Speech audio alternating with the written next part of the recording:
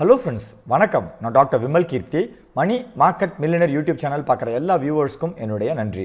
இன்னைக்கு நம்ம பார்க்க போகிற video Paras defence and space technologies limited IPO release பண்ணுறாங்க. இந்த IPO செப்டம்பர் மாதம் 21ஆம் தேதி சப்ஸ்கிரிப்ஷனுக்கு வெளியில் வருது. இந்த IPOவுக்கு அப்ளை பண்ணுறதுக்கு முன்னாடி இந்த கம்பெனி பற்றி ஃபுல் டீட்டெயில்ஸ் இந்த வீடியோவில் பார்க்கலாம்.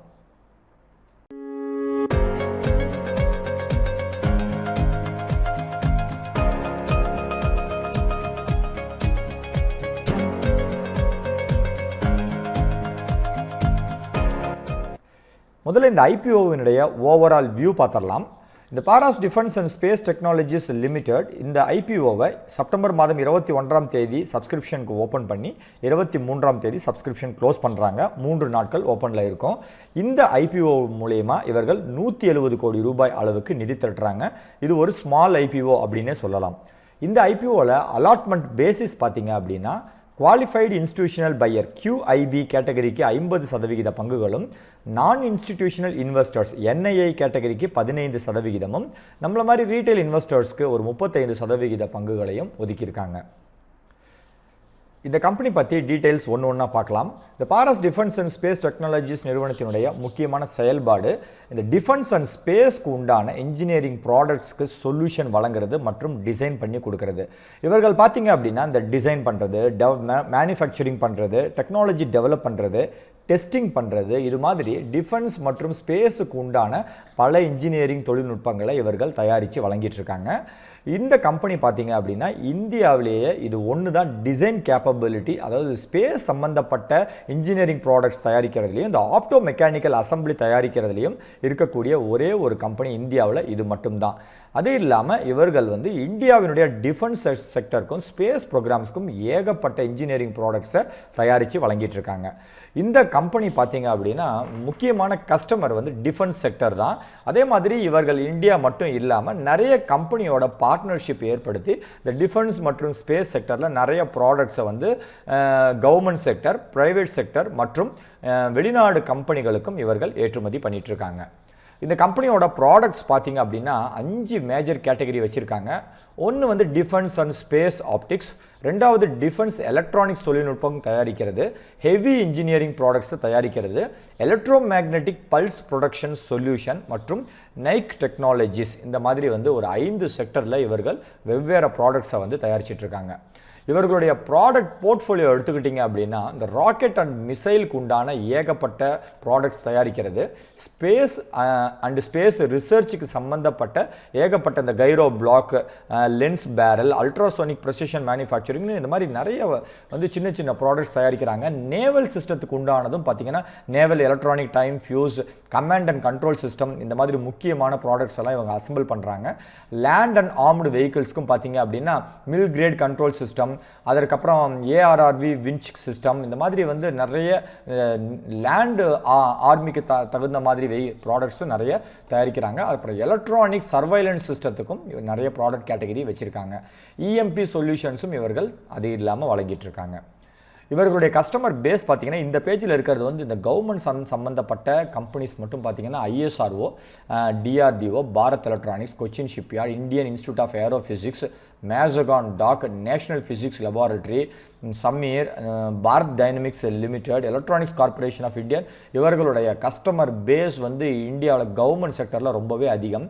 பிரைவேட் செக்டரில் நம்ம பார்த்தோம்னா alpha design technology, Godrej, L&T, Kirloskar, solar industry, அதுக்கப்புறம் MKU, டாடா பவர், அப்புறம் ஆஸ்ட்ரா ராஃபல், இந்த மாதிரி TCS, ஏகப்பட்ட பிரைவேட் லீடிங் கம்பெனிஸ்க்கும் இவர்கள் கஸ்டமர் பேஸ் இருக்குது. வெளிநாடு கம்பெனிகள் அப்படின்னு சொல்லி பார்த்துக்கிட்டோம் அப்படின்னா ரஃபேல் அட்வான்ஸ்டு டிஃபென்ஸ் சிஸ்டம், அதுக்கப்புறம் இஸ்ரேல் ஏரோஸ்பேஸ் லிமிடெட், அதுக்கப்புறம் Saban group, advanced mechanical optical system, அப்புறம் டாய் யாங் ஆப்டிக்ஸ், இந்த மாதிரி வெளிநாடு கம்பெனிகளோடையும் இவர்கள் ப்ராடக்ட்ஸை தயாரித்து கொடுத்துட்ருக்காங்க. இந்த கம்பெனியினுடைய மேனுஃபேக்சரிங் யூனிட்ஸ் எங்கே இருக்குன்னு சொல்லி பார்த்தீங்கன்னா 2 யூனிட்ஸ் மகாராஷ்டிராவில் இருக்குது. அது இல்லாமல் ஒரு unit under construction Navi Mumbai, நெரூல் அப்படின்ற இடத்துல ஆல்ரெடி ப்ராக்ரஸில் இருக்குது. இந்த கம்பெனியினுடைய காம்படிட்டிவ் ஸ்ட்ரென்த் என்னன்னு சொல்லி பார்க்கலாம். ஒன்று, இவர்கள் இந்த இன்ஜினியரிங் ப்ராடக்ட்ஸ்லேயே பார்த்தீங்கன்னா நேவி, ஆர்மி, ஏர்ஃபோர்ஸ், அது இல்லாமல் ஸ்பேஸ் ரிசர்ச், இதற்கு தகுந்த ஒரு டைவர்சிஃபைடு போர்ட்ஃபோலியோ வச்சுருக்காங்க. அது இல்லாமல் இந்தியாவிலேயே இவர்கள் வந்து மேனுஃபேக்சரர்ஸ் ரொம்ப குறைவு. இவர்கள் தான் ஒரு முக்கியமான மேனுஃபேக்சரர் இந்த ஆப்டிக்ஸ் ஆஃப் ஸ்பேஸ் மற்றும் டிஃபென்ஸ் ப்ராடக்ட்டுக்கு. அது இல்லாமல் இவர்கள் இந்த ஆத்மா நிர்பர் பாரத் மற்றும் மேக் இன் இந்தியா இனிஷியேட்டிவில் நிறைய பெனிஃபிட் அடைஞ்சிட்டு இருக்காங்க. R&D கேப்பபிலிட்டிலையும் இவர்கள் பார்த்தீங்க அப்படின்னா தலை சிறந்து விளங்குறாங்க அப்படின்னு சொல்லலாம். இவர்களுடைய ஸ்ட்ராங் ரிலேஷன்ஷிப் கஸ்டமர் பேஸ் வந்து கவர்மெண்ட் ஆஃப் இந்தியா. அதனால் இவர்களுக்கு தொடர்ந்து ஆர்டர் வர்றதுக்கு எந்த விதமான ப்ராப்ளமும் கிடையாது. அதே மாதிரி இவர்களுடைய மேனேஜ்மெண்ட் டீம் நல்ல well qualified and experienced management team. இந்த கம்பெனியோட ப்ரொமோட்டர்ஸ் யாருன்னு சொல்லி பார்த்தோம்னா ஷரத் விர்ஜி ஷா மற்றும் முஞ்சால் ஷரத் ஷா இவர்கள் தான் இந்த கம்பெனியினுடைய முக்கியமான ப்ரொமோட்டர்ஸ்.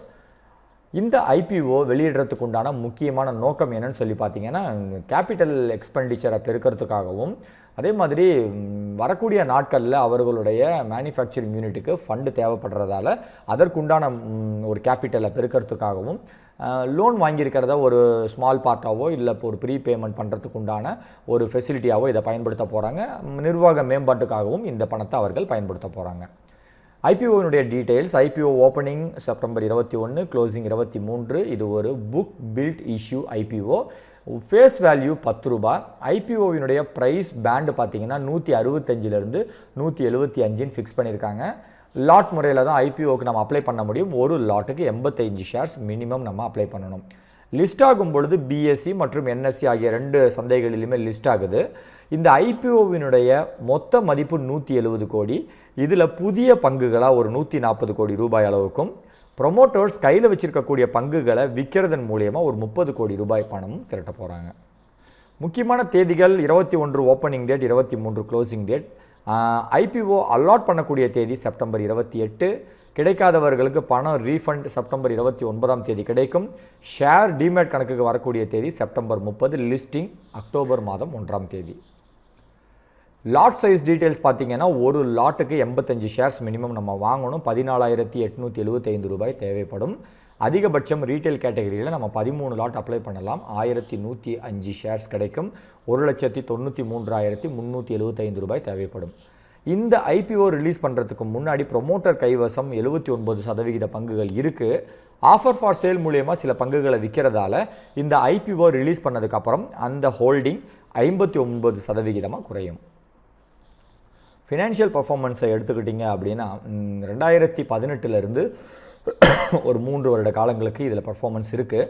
சொத்து மதிப்பு பார்த்தீங்கன்னா ஒரு 3,297 கோடி ரூபாய். அதற்கப்புறம் ஒரு 200 கோடி வளர்ச்சி, அதிலிருந்து ஒரு 200 கோடி வளர்ச்சி.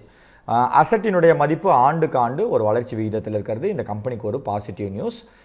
ரெவன்யூ பார்த்தீங்கன்னா வருமானம் 2018-19ஆம் ஆண்டில் ஒரு 1,571 கோடி ரூபாயாக இருந்தது. 19-20ஆம் ஆண்டில் ஒரு சரிவு மற்றும் 20-21ஆம் ஆண்டில் அதைவிட ஒரு சின்ன சரிவு. இதற்குண்டான காரணம் கொரோனாவினுடைய தாக்கமாக பார்க்கப்படுது. வரக்கூடிய நாட்களில் எப்படி பர்ஃபார்ம் பண்ணுது அப்படிங்கிறத பொறுத்திருந்து தான் பார்க்கணும். அதே மாதிரி ப்ராஃபிட் ஆஃப்டர் டேக்ஸும் பார்த்தீங்க அப்படின்னா 18ஆம் ஆண்டிலிருந்து 19ஆம் ஆண்டுக்கு வந்து ஒரு சிறிய வளர்ச்சி இருந்தாலும் இந்த 20லேருந்து 21ஆம் ஆண்டில் வந்து ஒரு சரிவு இருக்குது. இது ஒரு சின்ன ஒரு நெகட்டிவ் நியூஸாக பார்க்கப்படுது.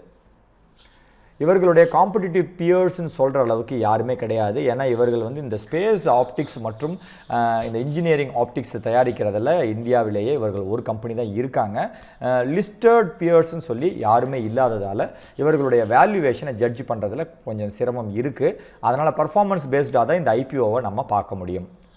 கிரே மார்க்கெட்டை பொறுத்த வரைக்கும் இந்த 16, 17, 18ஆம் தேதியை பார்த்தீங்க அப்படின்னா ஒரு 100 ரூபாய், 160, 220 அப்படிங்கிற விகிதத்தில் கொஞ்சம் கொஞ்சமாக இதனுடைய கிரே மார்க்கெட் ப்ரீமியம் அதிகரிச்சிட்ருக்கு. இப்போ இந்த ஐபிஓக்கு அப்ளை பண்ணலாமா வேணாமா அப்படிங்கிறதுக்கு சில பாயிண்ட்ஸில் நம்ம பார்க்கலாம்.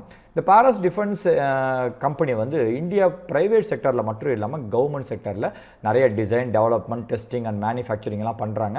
இந்தியாவிலேயே இவர்கள் ஒருவர்கள் தான் இந்த ஆப்டிக்ஸ் சொல்யூஷன் தயாரிக்கிறதுல ஒரு முன்னணி நிறுவனம். இவர்களுடைய ப்ராடக்ட் வந்து வைடு ரேஞ்சு, நிறைய வகையான டிஃப்ரெண்ட் கேட்டகரிக்கு ப்ராடக்ட் தயாரிக்கிறதால இவர்களுடைய எக்ஸ்பெக்டேஷன் ஃப்யூச்சர் க்ரோத் நல்லா இருக்கும் அப்படின்னு சொல்லி எக்ஸ்பர்ட்டால் பார்க்கப்படுது. அதே மாதிரி இவர்களுடைய ரெவென்யூ அண்ட் மார்ஜினை பொறுத்த வரைக்கும் நம்ம பார்த்தோம் ஏற்கனவே அந்த அளவு சொல்லக்கூடிய அளவுக்கு இல்லை. இது 3 வருடத்தில் ஒரு சரிவில் தான் இருக்குது. 157 கோடி ரூபாய் இருந்தது, அடுத்த ஆண்டு 144 கோடி ரூபாயை சரிஞ்சிருக்கு. அதே மாதிரி இவர்களுடைய மார்ஜின்ஸும் பார்த்தீங்கன்னா 18 கோடியிலேருந்து ஒரு 15 கோடி ரூபாய் அளவுக்கு ஒரு சரிஞ்சிருக்கு அப்படின்னே சொல்லலாம். இந்த சரிவுக்கு முக்கியமான காரணம் இந்த லாக்டவுன் பீரியடில் இவர்களுடைய பிஸ்னஸ் ஆப்ரேஷன் சரியாக நடக்காதது அப்படின்னு சொல்லி கம்பெனி ஒரு எக்ஸ்ப்ளனேஷன் கொடுத்துருக்காங்க. இந்த கம்பெனி அது இல்லாமல் மெஜாரிட்டி ஆஃப் ஃபோக்கஸ் வருமானம் எங்கேருந்து வருதுன்னா கவர்மெண்ட் ஆஃப் இந்தியா கிட்ட இருந்து வருது. கவர்மெண்ட் ஆஃப் இந்தியா இப்போ மேக் இன் இந்தியாவை ஊக்குவிக்கிறதாலையும் இந்த ஆத்மா நிர்பர் பாரத் ஸ்கீமில் இவர்கள் பெனிஃபிட் அடைகிறதாலையும் இவர்களுக்கு ஸ்பேஸ் ரிசர்ச்சில் நிறைய ப்ராஜெக்ட் இருக்கிறதாலையும் ஃப்யூச்சர் க்ரோத் நல்லா இருக்கும் அப்படின்ற ஒரு எக்ஸ்பெக்டேஷன் இந்த கம்பெனி மேலே இருக்குது.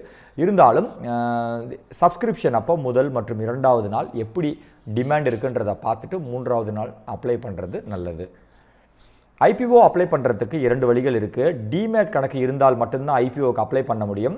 டிமேட் கணக்கு உங்கள்கிட்ட இருந்தால் உங்களுடைய பேங்க்கில் சர்வீசஸ் லிங்க்கில் போனீங்கன்னா ஏஎஸ்பிஏ ஃபெசிலிட்டியில் போய் டிமேட் கணக்கு விவரங்களை கொடுத்து உங்களால் ஐபிஓக்கு அப்ளை பண்ண முடியும். இன்னொன்று உங்களுடைய புரோக்கரே அதற்குண்டான லிங்க் கொடுத்துருப்பாங்க, அதில் போய் அப்ளை பண்ணலாம். ஐபிஓ கணக்கு டிமேட் கணக்கு உங்கள்கிட்ட இல்லை அப்படின்னா இந்த வீடியோவோட டிஸ்கிரிப்ஷன் பாக்ஸில் அதற்குண்டான லிங்க் கொடுக்குறேன். ZERODHA, angel broking, Alice blue, UPSTOX இந்த மாதிரி கம்பெனிஸ் லீடிங் கம்பெனிஸினுடைய ப்ரோக்கரேஜ் லிங்க்ஸ் எல்லாம் இருக்குது. நீங்கள் கிளிக் பண்ணி ஜாயின் பண்ணலாம். அப்படி இல்லை அப்படின்னா நம்மளுடைய சேனலினுடைய வெப்சைட் www.moneymarketmillionaire.net அப்படிங்கிற இணையதளத்தில் கூட ஃப்ரண்ட் பேஜ்லேயே லிங்க் எல்லாம் இருக்குது. இந்த வீடியோ உங்களுக்கு பிடிச்சிருந்தா வீடியோவை லைக் பண்ணுங்கள், ஃப்ரெண்ட்ஸ்க்கெல்லாம் ஷேர் பண்ணுங்கள். சேனல் சப்ஸ்கிரைப் பண்ணாதவங்க சேனல் சப்ஸ்கிரைப் பண்ணலாம். வீடியோவோட டிஸ்கிரிப்ஷன் பாக்ஸில் டெலிகிராம் சேனல் லிங்க் இருக்குது, ஜாயின் பண்ணாதவங்க ஜாயின் பண்ணலாம். மேலும் விவரங்களுக்கு www.moneymarketmillionaire.net அப்படிங்கிற இணையதளத்தில் கூட நீங்கள் செக் பண்ணி பார்க்கலாம். இந்த வீடியோவை இது வரைக்கும் பொறுமையாக பார்த்த எல்லா வியூவர்ஸ்க்கும் ஒரு பிக் சல்யூட்.